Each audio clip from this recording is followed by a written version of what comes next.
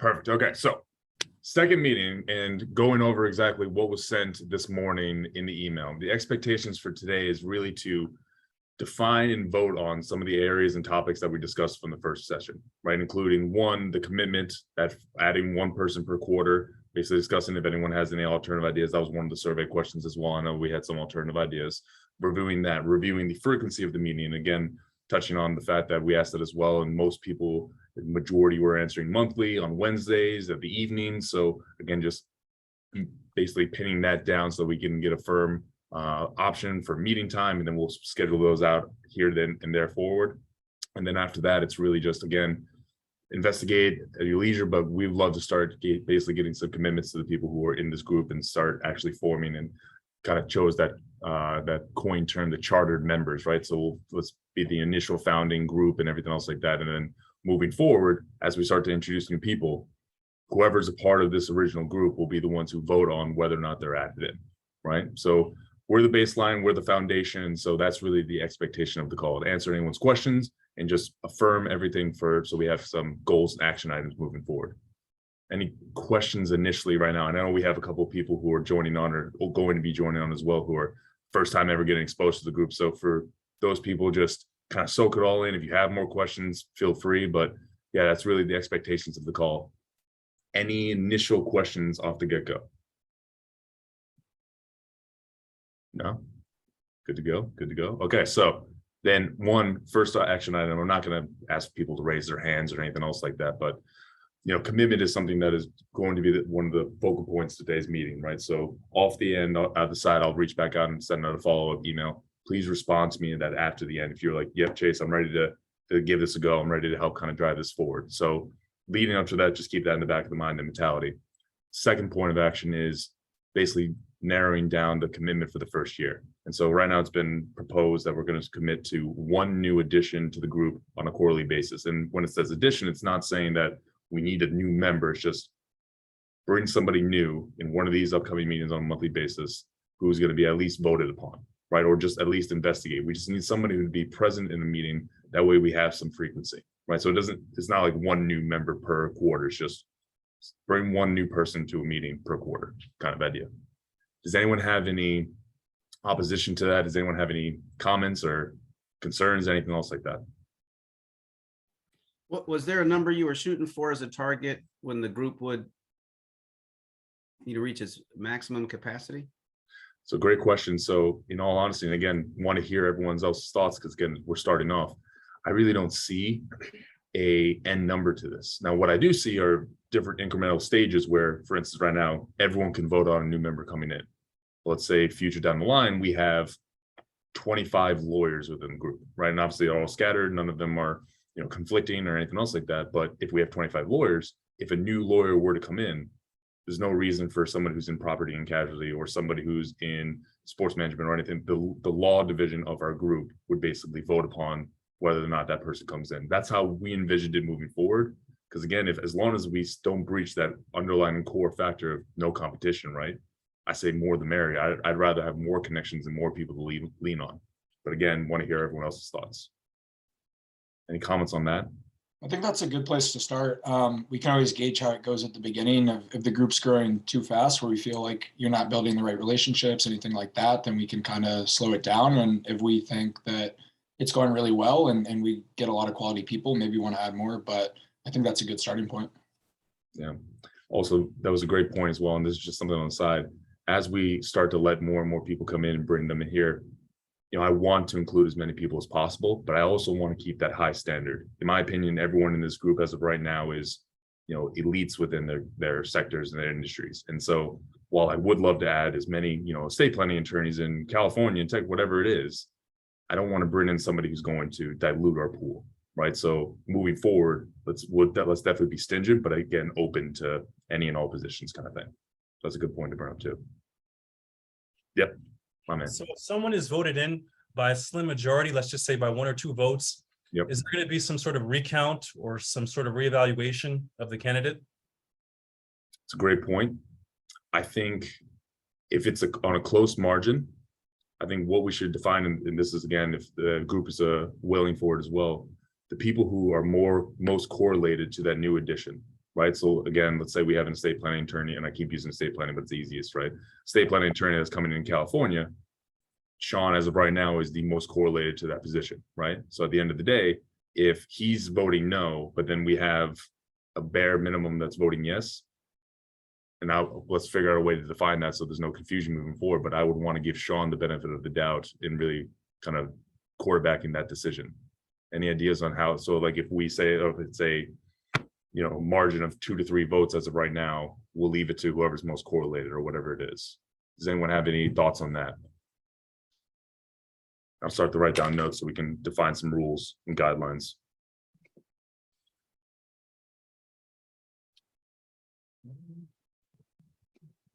Any thoughts? Any thoughts?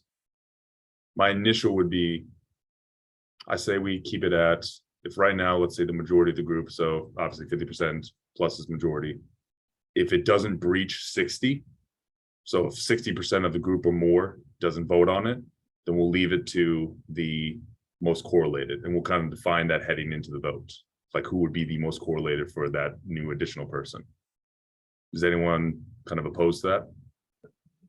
The only thing I could think of that could maybe be beneficial to us is if we have someone serve as, like, I guess outside counsel would be a term of art in this situation, where we could just use them to opine on a potential member, and they're not necessarily going to be someone that is going to join our collective, but just sort of like a third opinion, so to speak.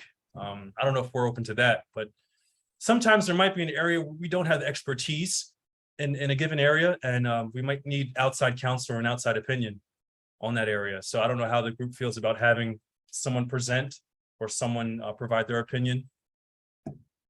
Yeah, and also touching on that, and I think that's a good idea as well, but I think during the voting process, as we have more people come on, I think it would be smart to actually have them actually present themselves as, auditioning for the group almost, right? It begins to say, hey, this is who I am, this is what I have to offer, et cetera, et cetera. That way people can get exposed to it all and get a sense for the person that's coming in. Real quick as well, Nikita's not able to jump on with audio, but he texted into the group. Outside of quality assurance, is there anything that separates these initial group members from those that are brought over time? I think that's a great question.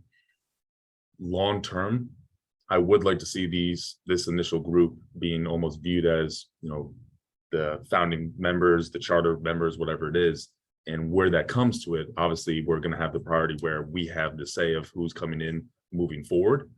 But I think there should be something that, because we are the founding members, we do create some kind of not extra benefit, but if we all come together one day and we're like, you know what, a Instagram page, a website would be really helpful for this whole process, and we all invest together hundreds of dollars each, whatever it is, there should be a benefit moving forward that separates us from potentially any of the new members. So Nikita, I think that's a good point, and definitely something to brainstorm. I'm going to write down different ideas as well, because right now we're mentioning a lot of good things, but we also aren't coming to potentially define like, yes, this is what we want to do. So definitely open up. There's no bad thoughts, but I'll write down all these points so that we can at least all think about it after the session, potentially come back with ideas. Yeah, just to add onto what Nikita had just said, good for overall exposure in our respective industries too. I think once the group gets to that point, yeah, I think we also mentioned that these people that would kind of be leading their industry, if you will, in their different categories, whether it's law, finance, lifestyle, et cetera, and kind of giving people that autonomy within their each individual group will definitely give you that exposure and that backing as well. So if down the line we want to break it up by industry and kind of have just a little title page, we can kind of give some exposure in that sense too. So I think it gives a little bit of leadership within the respective categories as well. I agree. Any other points? So right now, again, what we are defining is first initial commitment from everyone who's going to be on this call. Again, my vote is that we do one new person per quarter, at least just nominated. 2, we're trying to define the voting process. If it's close, what is the process about whether or not to determining if that person comes in? And then lastly is, as we start to really develop and build out, do we want this initial group to have any benefits? So I say, again, let's start to really define this, and people who aren't able to join the call, they'll be able to have a voice as well. But is there anyone that is opposed to one new person per quarter? moving forward. And we'll probably start it for September. So we have September, October, November, and then the new year will start in January kind of thing for the new required person. So the first month will be one new person within the first 4 months kind of thing. Is anyone opposed to that? That's something that we can set in the guidelines. And again, I'll send moving forward. Yeah. I just Jimmy. want to add my 2 cents in here. Sorry, I haven't formally met everybody in the group. I just thinking ahead at scale, I see that compound effect of everyone trying to bring one in. Obviously, like you said, it's not going to be a successful ad, right? We're going to have our own discretion for who they nominate, but maybe the pressure of having that every quarter could lead to some quality assurance issues, in terms of like having to scramble for some nominee that might possibly not even be 100%, like I'm all for bringing this person in. In my opinion, I think it's a good metric, but I don't know if, any consequences for a founding member, especially not bringing one new person per quarter would even be like, it wouldn't be, I don't think it should be frowned upon to miss one, but it should be recommended in my opinion. And one thing I put in this survey as a way to kind of put some skin in the game for founding members and also future members, if we wanted to plan some sort of annual or semi-annual physical meetup, I feel like that would be enough for somebody that was, maybe just lurking around the group, not adding too much value to kind of be put to the test essentially. Because I feel like although we will be connected throughout the year over the internet, I mean, physical meetups are, in my opinion, where a lot of connections are really met and you're able to, see people for as they are in person. It's just, you get to have the best networking, in my opinion, physically. So I feel like I would be up for, planning a trip, even if it's once a year, what I'm saying? That could be some other sort of requirement for, people that are serious about being a part of this group to fulfill essentially. And no, I think that's a great point as well. And something that where these commitments really come in, I see them evolving. So while potentially these initial core, because we have a good potentially 10 plus to around 15 people who are most likely going to be these initial members. That's a great size. We want to see it, start to kind of really build. So I think the one new additional person per quarter was because of the fact that that's hopefully the smallest it's ever going to be. Right. But as it starts to evolve, I agree. We don't want to dilute it and put pressure. Maybe it's one new person every semi-annual meeting, whatever it is, right? And we can further define that. You brought up a great point with in-person. Again, first year when we are national and that we have people all the way on the West Coast and East Coast and scattered really all over the place. As this really starts to become potentially more and more beneficial and more of a lucrative group, I wholeheartedly want to do in-person sessions as well. Maybe a meetup in one city, one group, or because we have people in Texas, we have people in New York, we have people in Boston. Maybe they help to organize the sessions just once a year. Because again, it's a big commitment if it's more than once a year, but I think something that we definitely want to build out as well. I think that's a good point. Sweet. Yeah, so I'll write that down as well.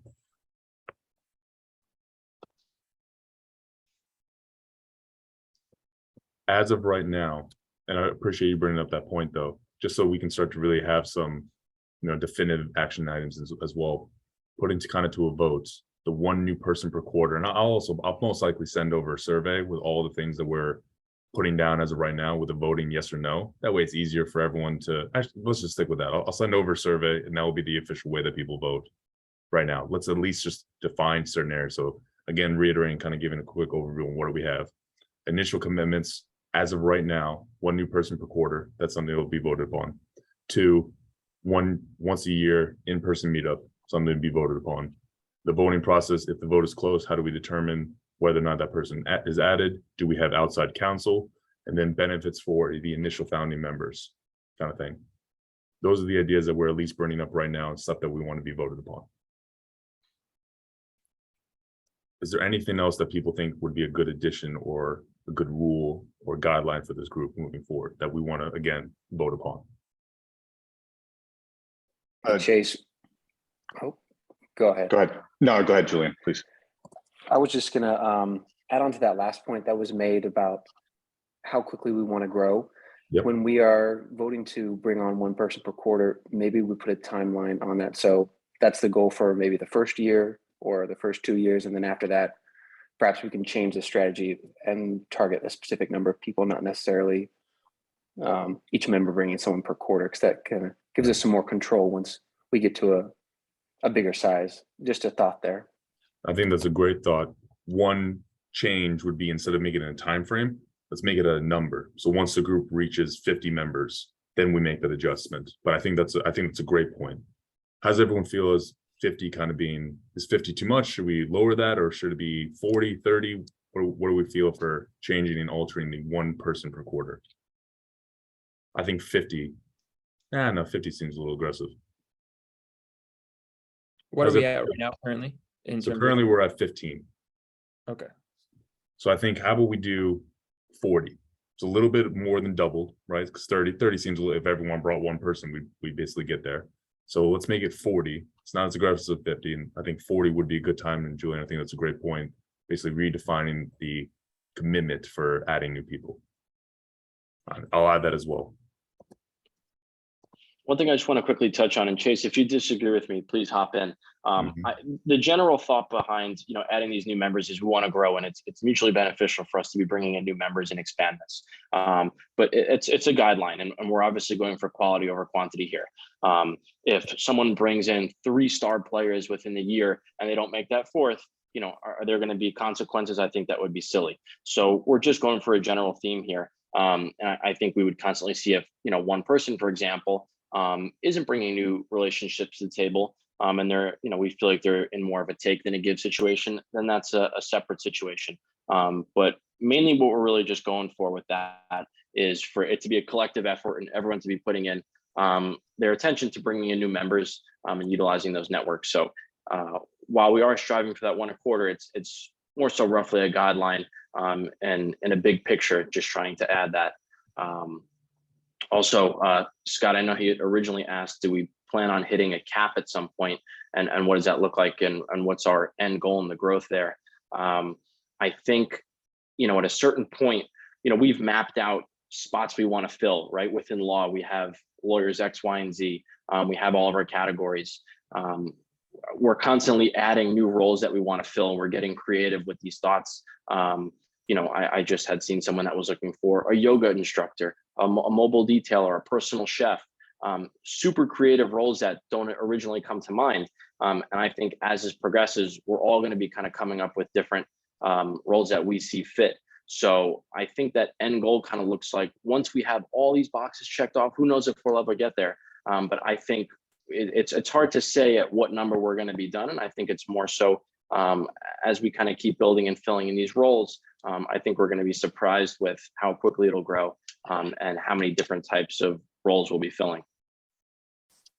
One quick additional thought before we start bringing up new topics as well.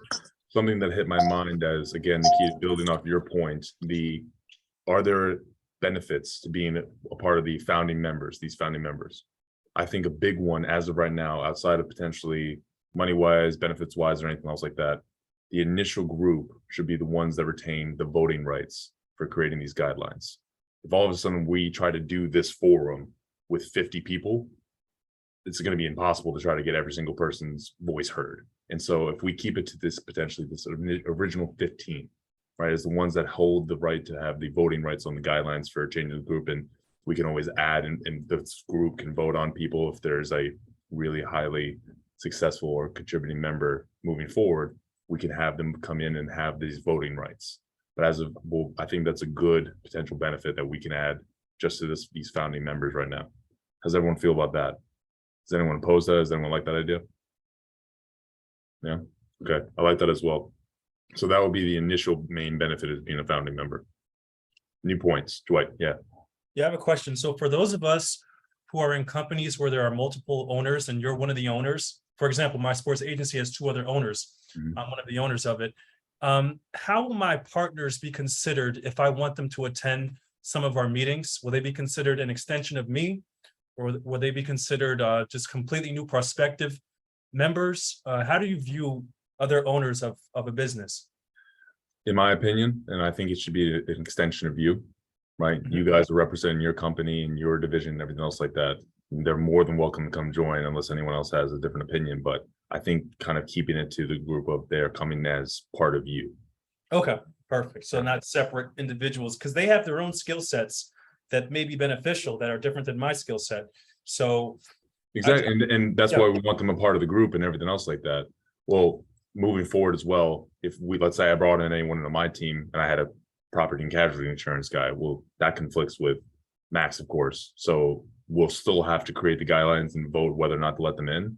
But if they're part of your team, your actual company, even though they can potentially offer outside counsel and outside services, I still think they should be counted as collective. Unless does anyone else have a strong opinion otherwise? As we kind of stem on that as well, Aaron, filling you in really quickly. Basically, what we're doing as of right now is voting upon, or rather creating ideas to vote upon for guidelines for the initial group. What we have so far is one, initial commitment for the members. We're going to vote upon one new additional person per quarter, and an underlining basis being once we reach 40 members, we're going to adjust that requirement for initial members. So that way we're not just losing quality, right? So we want to keep that frequency, but once we get to 40, we'll make an adjustment. Two, potentially one in-person event per year kind of thing. So that's something we'll vote on as well. Two, the voting process. If the vote is close, how do we determine whether or not a person is added? And then should there be potentially an outside counsel, like an unbiased advisor? And then the last thing that we've so far really identified as a guideline is the benefits of being an initial member. It's right now being proposed that the founding members will be the only ones that basically retain voting rights. And then we can add anyone else in and give them voting rights moving forward. But the initial group, whoever's committed moving forward after this meeting and potentially our next meeting, they're the ones that will hold the initial voting rights. So just to be clear, Chase, would anyone who's in my sports agency who works for me or works as an owner in my business, No. would they be considered an extension of me to the extent that they wouldn't have to be voted in? They would just somewhat be an extension of me, or do they need to go through the process of being voted in and being evaluated and all of those things?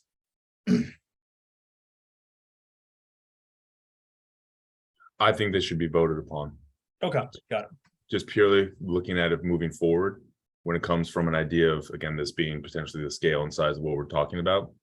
I think when that really comes down to it, we don't know what types of members, what different, I know your members really wouldn't conflict with anyone in this group right now, but again, thinking moving forward, I wouldn't want that to be a loophole of how competition potentially creeps into this group. Yeah. So I think it should be something voted upon. Any other ideas that people have for moving So, forward? Oh, yeah. Yes, I'm not sure. Did you guys talk about the survey and the questions that were in the group and anything common amongst all of us? We're talking about it as of right now, but we will definitely bring that up. But I know Aki was sitting on a point real quick. Let's let him bring it up real quick. So real quick, Chase, going back to the voting, and this might be maybe like a cold take, but I almost feel like there shouldn't necessarily exist like a close vote. Like I almost feel like it should be unanimous. Like if I were wanting to like collaborate with somebody, somebody who's kind of like on the cusp, I'm almost hesitant because I'd be very curious as to why some members would not want that person to collaborate versus why others would. So I feel like if I'm gonna, throw my hat kind of in the ring, I want to have like full confidence in that person, whether they with whatever it is that they're bringing to the table. So like there's not like a warm-up period. It's like, hey, I could totally trust this person. No, honestly, I think that's a fantastic point. And I don't know why my brain didn't go there initially, but I'm in full favor of that. Now, again, if anyone has any other strong opinions, please let it be known, but I'll put that in the voting process. Should the vote be unanimous? I think I would vote yes. I think that's a great point. Any thoughts off that from anyone else regarding the voting process? And obviously, kind of same thing as like a jury and in court and everything else like that. If anyone has an opposing position, they have to justify it and everything else like that. Let's say someone's being unreasonable. Now, again, let's say the majority of the group, we have 15 people voting, keep it odd, so whatever it is, it has to be unanimous. We have 14 yeses and 1 no. If that 1 no is being deemed unreasonable by the rest of the group, should there be a process for that?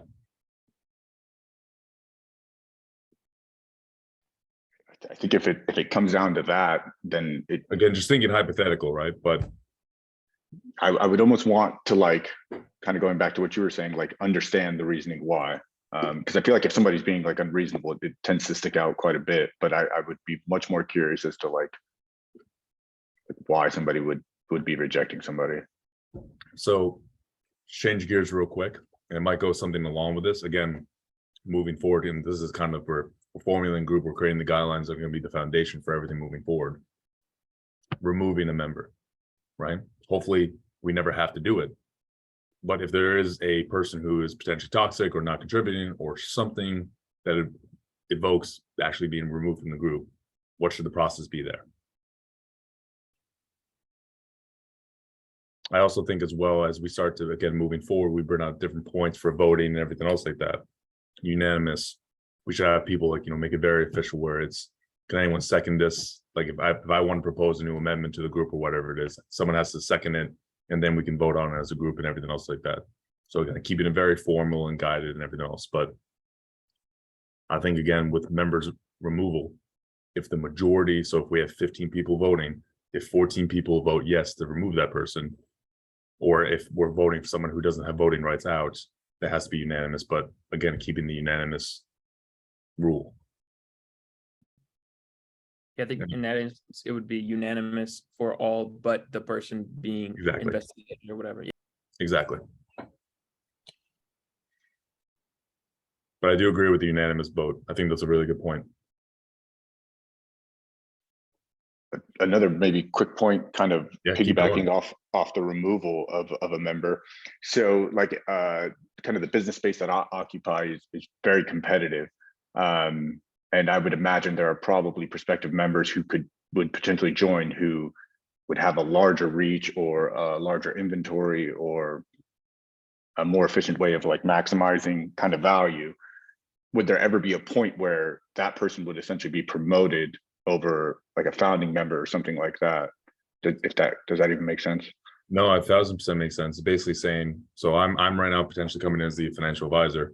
If all of a sudden somebody introduces to the group a financial advisor who's just kicking ass, right? And they want to replace me because again, there can't be any competition, right? We have one financial advisor, there can't be another one. Can I be voted out and basically swapped out for this another person?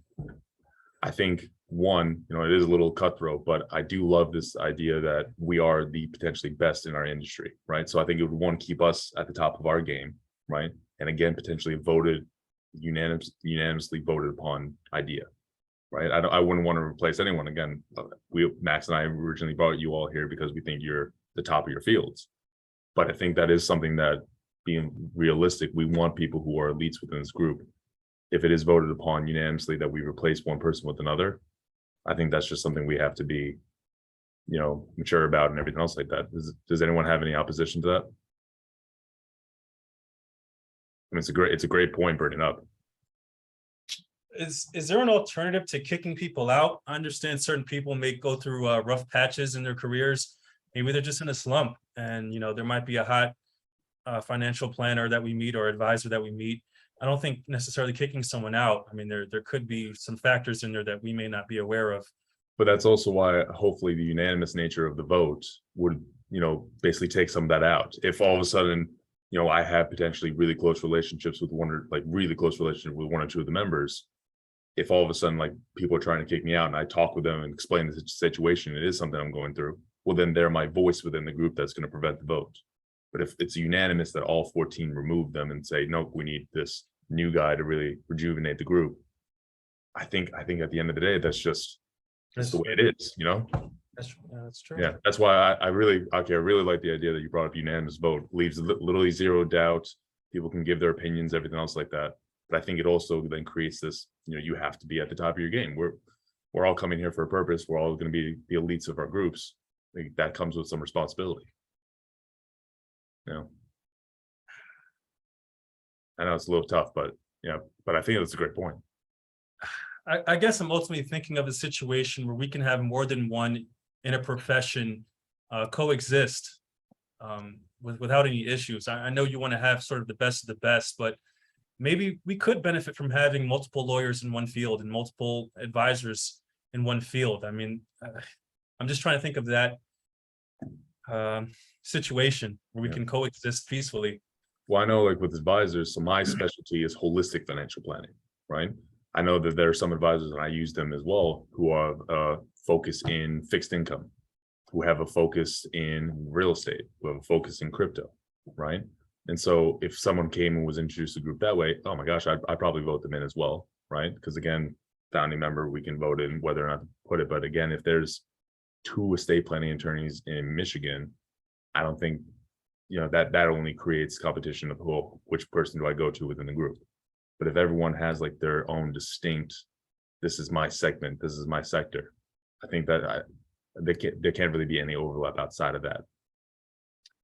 I think. I guess here's where it gets a little interesting, quote unquote interesting. Not every one of us may be at the top of our game at all times, even though you are the man in New York. What if you're just having an off week, or just, it's hard to really say this one person has it all, is what I'm getting at. And I do want us to be the best in our fields. I don't think anyone should really, slack off. Does one person really have it all in that field and that given territory and that space? I think the answer is undeniably no. We're not perfect. We don't always have all the answers. So maybe if we can strike some kind of agreement, if we do have 2 of the same in one type of profession, we can say, maybe you handle this part of the territory and that other person handles this part of the territory. We can maybe divide up the given region or the given area, and where we can have 2 in one state, or have 2 in even one city. I know that's thinking far down the line, but these are things that we should maybe consider. No, again, in that situation though, what you just said, dividing lines, right? That is no competition, right? I take Brooklyn and the Bronx, you take Manhattan and Queens. There's a defined line and there's no competition in those areas, right? Now, again, the broker of New York City, the founding member, would have to agree to that type of relationship before letting them in. But in the example you just gave, you still defined lines. There isn't any competition within what you just described. So even though they're in the same region, same state, they define their territories. Hey, everyone, you bring me these people. Hey, everyone, you bring me these people.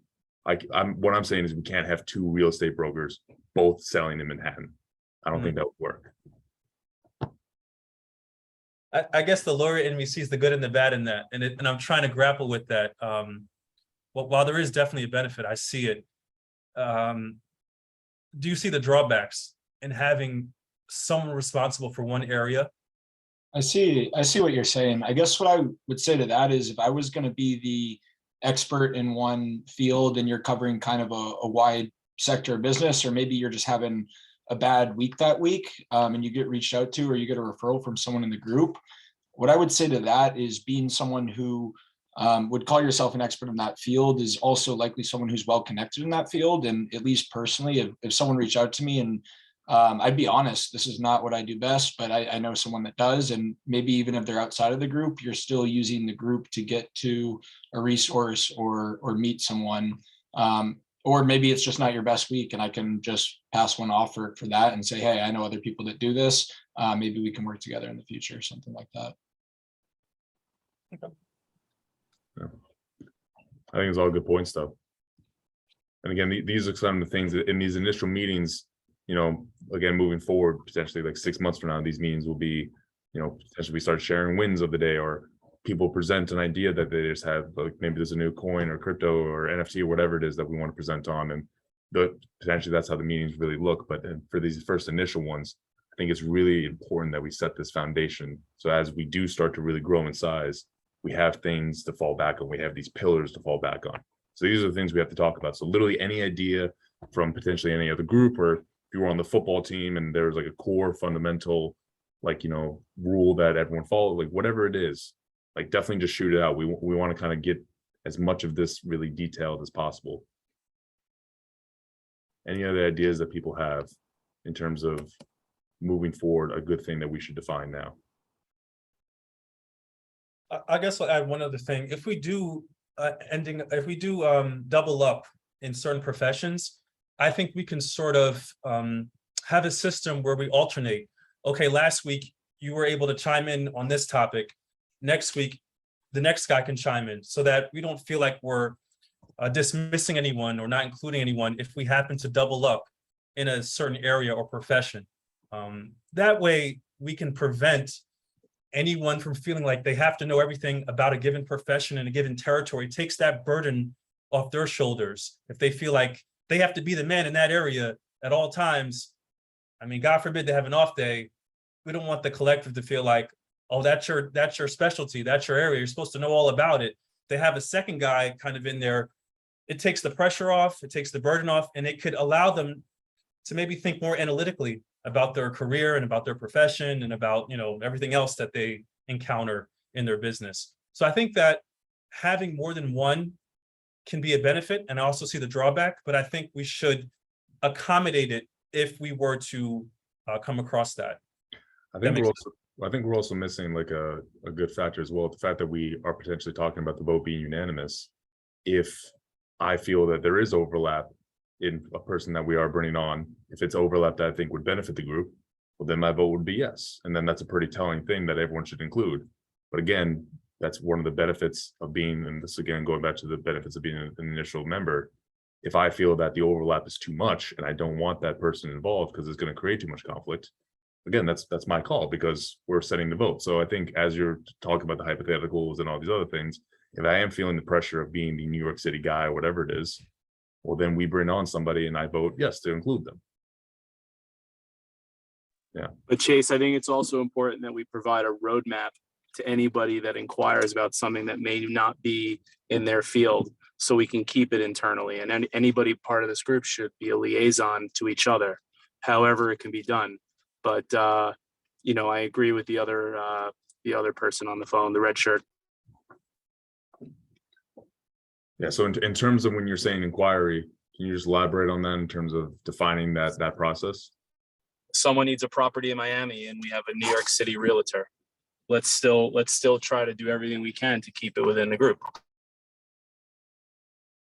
Yeah, I mean, I'm definitely, if we have a New York City realtor in the group, which we do, I'm going to be messaging this group, and that's something that Max and I wanted to get on as well. We have a potentially Slack chat that we're going to invite everyone who's committed to be involved in everything. We're going to invite them all in there, and then that could be our universal hub for, hey guys, I need a Miami real estate broker, whatever it is, and then that hopefully the group has a connection, whatever it is, and then if that person kills it, maybe we start to invite them into the group and everything else like that. That's how I see this group also initially forming as well.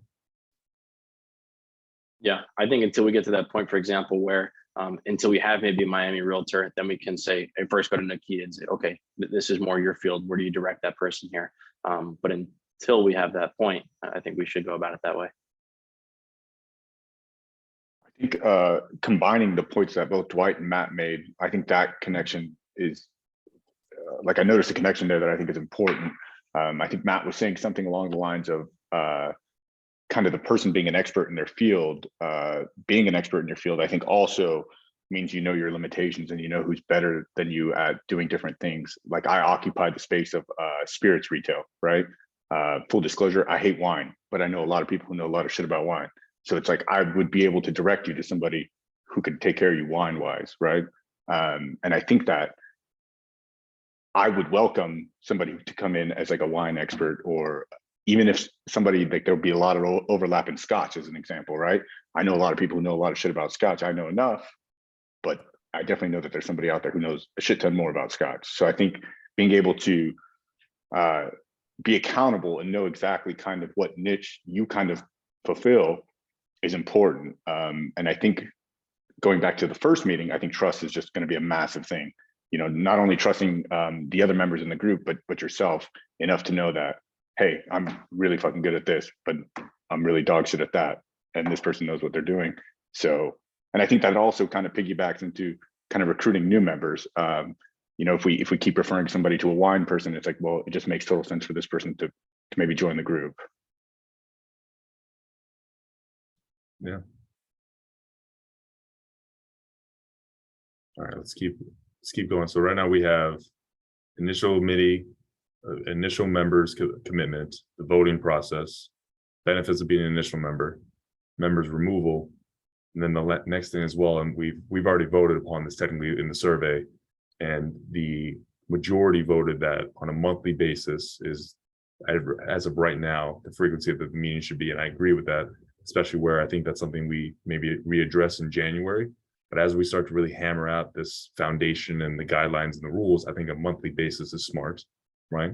And then Monday nights, that's like really where everyone's falling on. So does everyone agree with that kind of frequency? Does anyone oppose to it? I think reevaluating it come the new year, maybe we switch to a semi-monthly or whatever it is. But I think to initially start off to keep the momentum and really define the foundation, I think monthly would be needed. Any initial thoughts of that?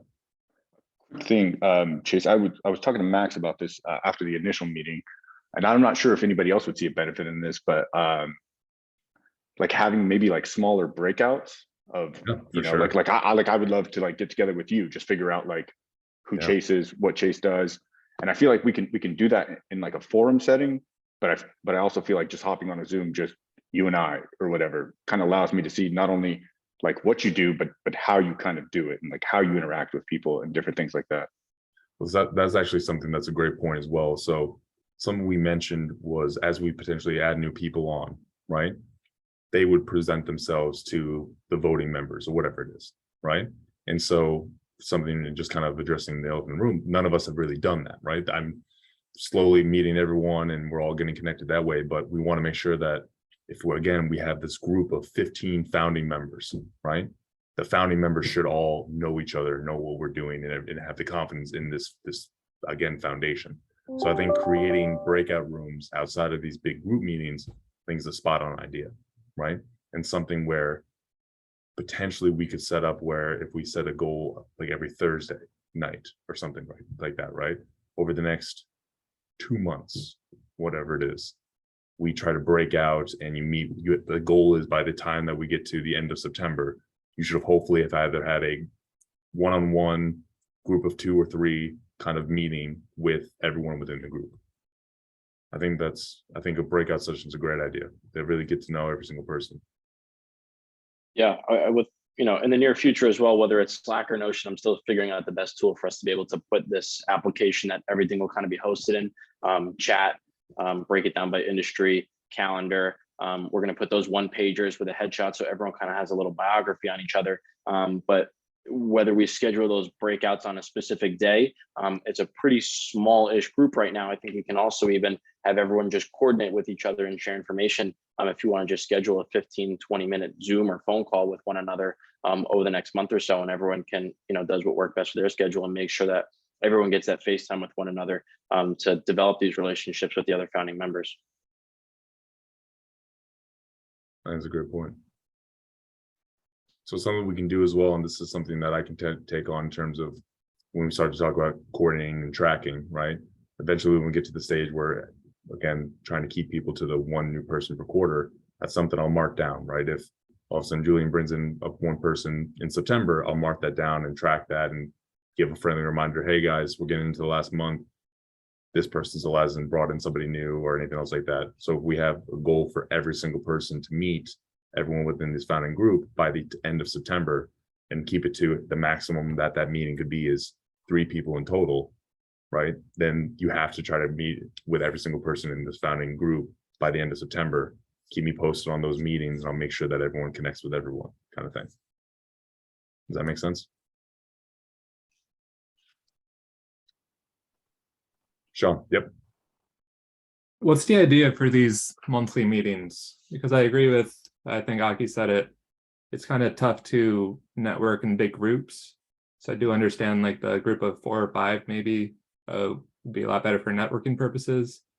But if we're meeting like with the whole group, eventually 30, 40 people, what would be the goal for that meeting? So the way I see it, and it's a great point, the 15 founding members as of right now meet once a month.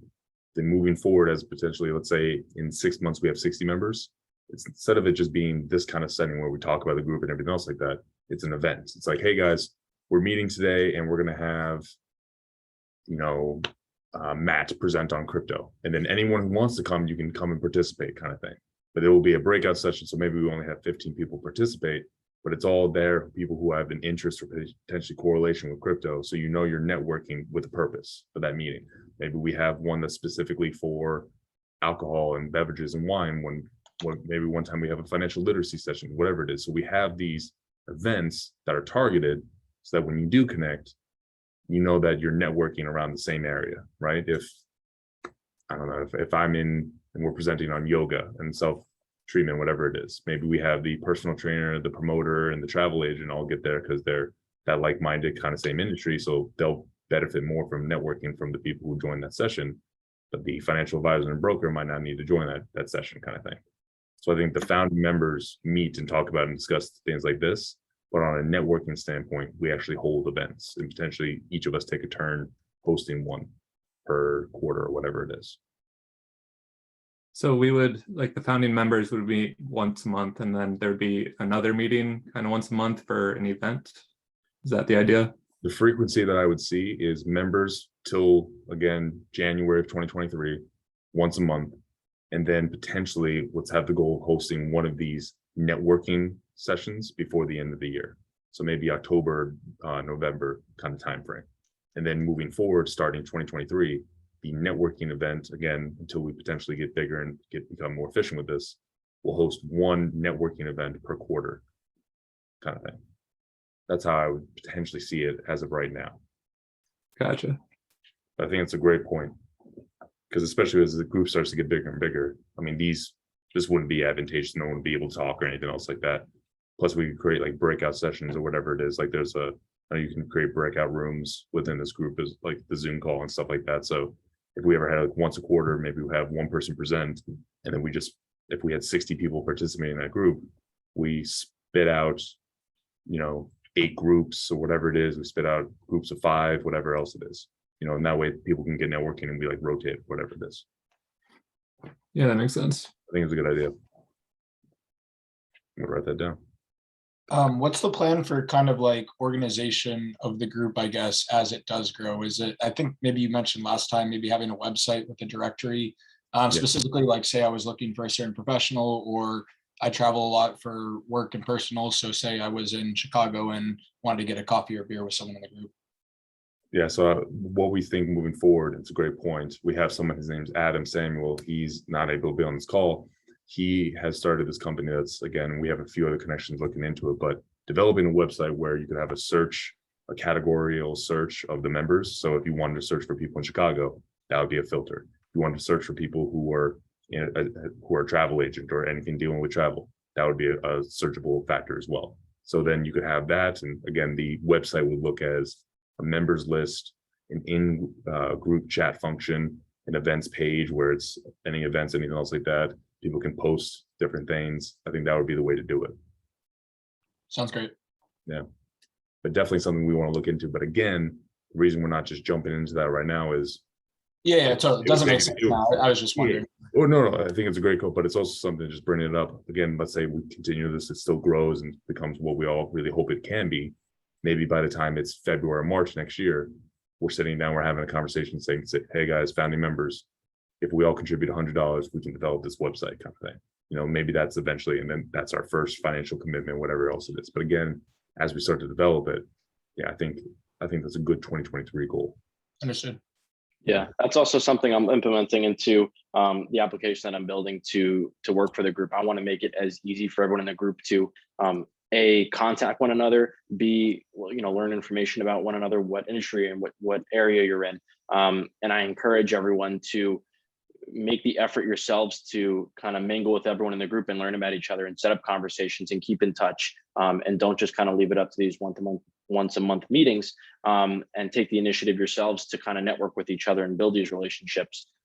So I think that would be beneficial, but making the effort to make that kind of navigation aspect as smooth as possible for all the members to have that access.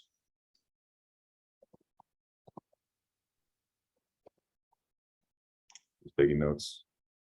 I think these are all really good points.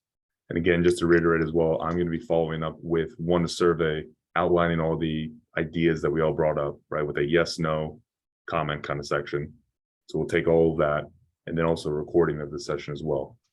So we'll plan a time. I think what would be a smart thing to do in terms of timeframes. And again, we have some more time. We still have 7 minutes left to get through, but planning for that first week in September, or either August 31st or August 7th. And we can kind of put that to a vote right now. But having potentially everyone come together where we define these guidelines and rules. Then we can we'll slowly over the next couple of weeks formulate it. Hopefully everyone can start to branch out and one-on-one and meet people one-on-one. And we can have that goal of, September 7th, everyone's been meeting, every single person, and we have a rough guideline or rough framework of rules associated with this group.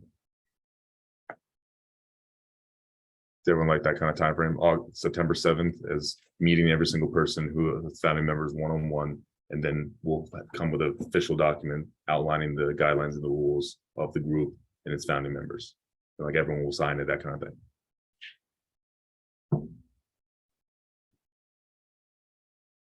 Yeah, done. Any other points that people want to address and bring up now?